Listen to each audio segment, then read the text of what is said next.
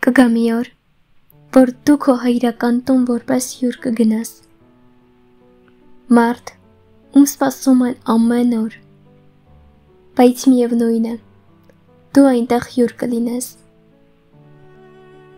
Կգա մի օր,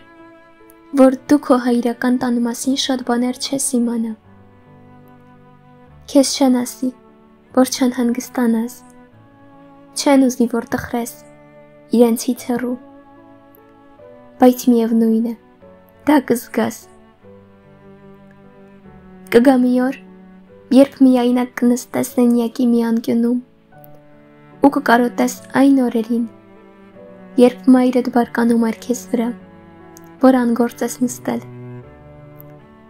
Կժպտաս թաց աչքերով, կսրբես ու նորից կխորոսուզվես հիշողություններիդ գրկում։ Կգա մի օր, որ էլ քրոջդ կամ եղբորդ հետ չես վիճի, որովհետև կվախենաս, որ հեռու եք իրարից, ու դու չես կարող գնալ, գրկել ու բարիշել, երբ բարկությունը կանցնի։ Կգա մի օր, երբ կհասկանաս, թե ինչու էր հայրդ քեզ ուժ տալիս, իսկ մայրդ համբերություն։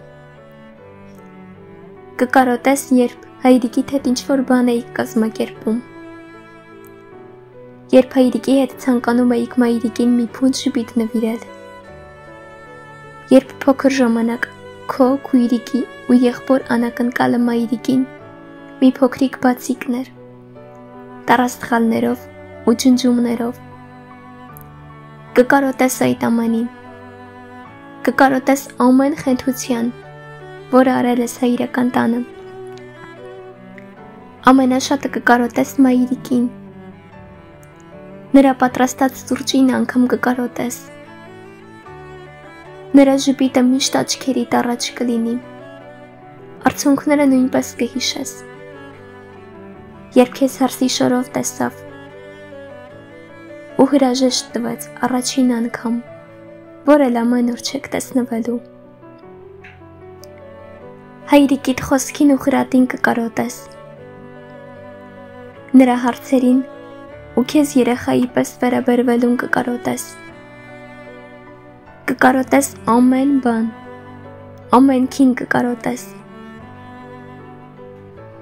Կգա մի օր, որ դու քո հայրական տանը որպես հյուր կլինես։